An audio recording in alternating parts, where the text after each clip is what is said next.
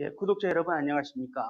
오늘은 머리바다 허리치기에 대해서 제 개인적인 견해를 말씀을 드려보도록 하겠습니다. 먼저 머리는 맞고 치는 것이 아니라 스쳐받아 허리를 치는 것이라고 말씀을 드릴 수 있겠습니다. 우리가 금보의 본에서 금보는 모든 기술들이 스쳐받아 공략하는 기술이지 맞고 치는 기술은 우리가 경기를 하다 보니까 여러 가지 기능적으로 맞고 치는 분들이 많이 계시는데요. 그러나 우리는 좀 기본에 충실한 마음에서 오늘 한번 살펴보고자 하는 것입니다. 예, 먼저 막는 법에 대해서 어떻게 스쳐받을 것인가에 대해서 먼저 말씀을 드려보겠습니다. 일단 스쳐받는 것은 우리가 선도가 찌를 때에 호도가 물러나면서 맞지름을 하는 거죠. 그리고 맞지름을 하고 손은 결국 허리를 칠 때 이 오른발은 사선으로 나가면서 상대의 중심을 흘려버리면서 다시 말해서 발로 피한다. 이렇게 말씀을 드릴 수가 있겠습니다. 그러면 발은 사선으로 상대의 중심을 흘리고 칼은 맞지름하듯이 앞으로 뻗는다.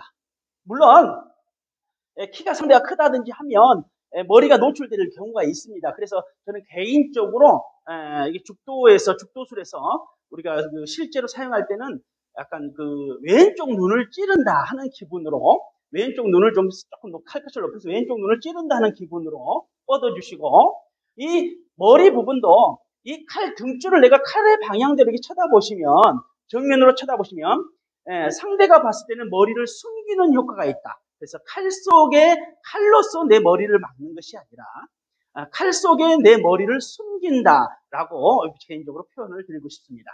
그래서 상대가 머리를 칠 때에 뻗어서 맞지름하는 공세로 상대 왼쪽 눈을 끌면서 머리를 칼 속에 숨긴 다음에 이 상태에서 그대로 정면으로 들어서 물론 몸이 이제 피해서 그렇죠. 정면입니다.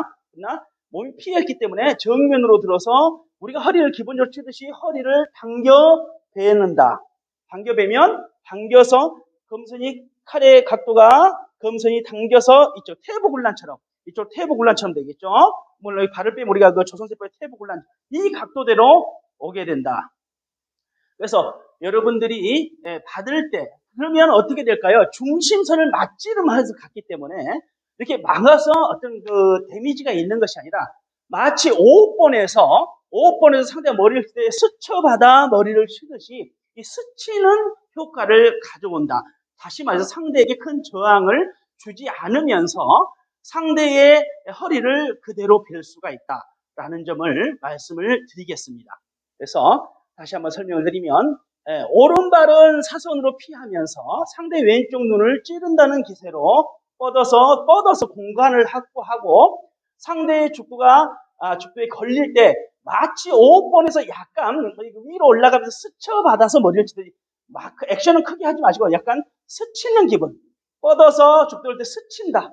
위로 스쳐 올린다. 스쳐 올려서 상대의 죽도를 좀 튕긴 다음에 그 파동을 이용해서 당겨서 벤다. 상대가 들어올 때에 배를 치는 것이 아니라 상대의 오른쪽 옆구리, 상대가 머리치고 나올 때 이 상대가 오는 결대로 잡아당겨 벤다.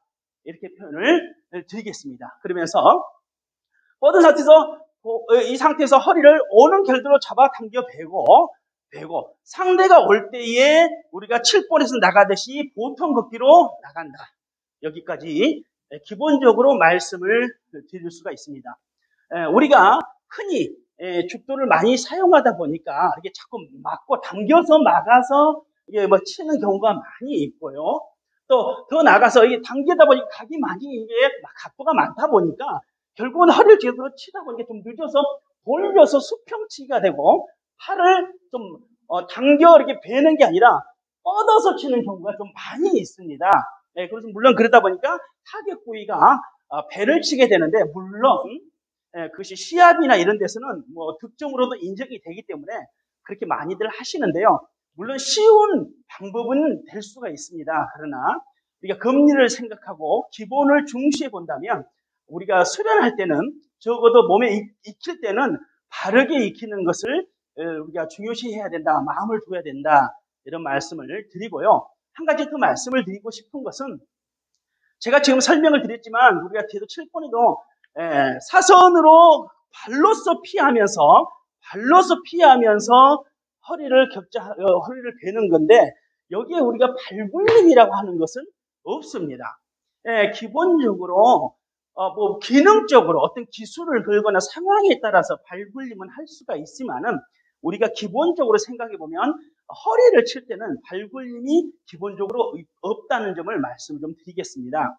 뭐 이것은 뭐 또 뭐 발굴림 하신 분도 있어요. 뭐 그것을 나쁘다 할 수는 없습니다만은 우리가 그 실업 선수라든지 또 내지는 선생님들이라든지 뭐 좀 더 뭐 넓게 이야기하면 뭐 일본 영상들이 요즘 많이 있잖아요.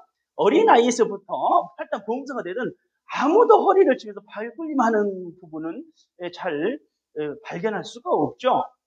우리나라만 해도 선수들, 국가대표 선수들이 아니라 우리 선생님들도 발굴림을 하지 않습니다.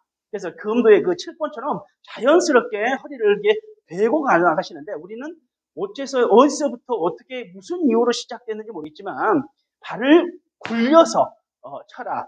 더 심지어 아까도 말씀드렸지만 7번에서는 허리를 베고 나서 보통 걷기로 이게 나가죠 우리가. 그런데 우리가 그 가르칠 때에 발굴림을 시키고 이렇게 밀어 걷기로 나가라.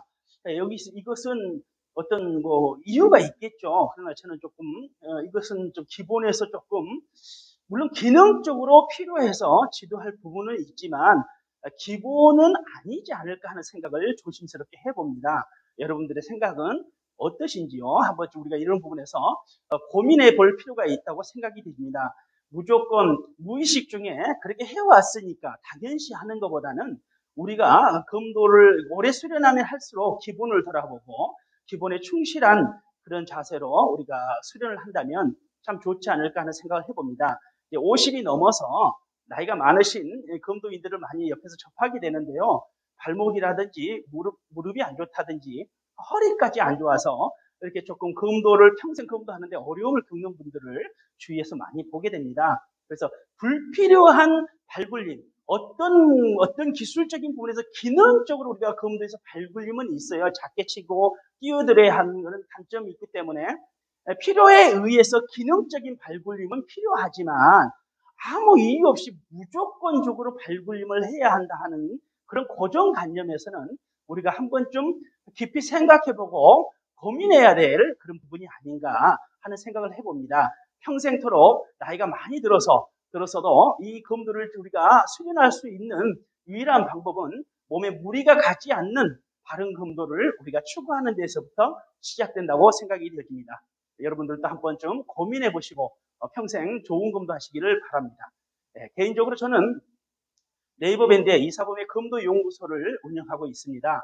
저하고 소통하기를 원하시고 질문하시고 또 저의 생각과 견해를 나누고자 하시는 분들, 저와 함께 같이 연구해보고자 하는 부분이 있다면 함께 오셔서 참여해 주시고 함께 그 검도의 길을 같이 가실 그런 분들은 한번 좀 방문해 주시기를 부탁드립니다.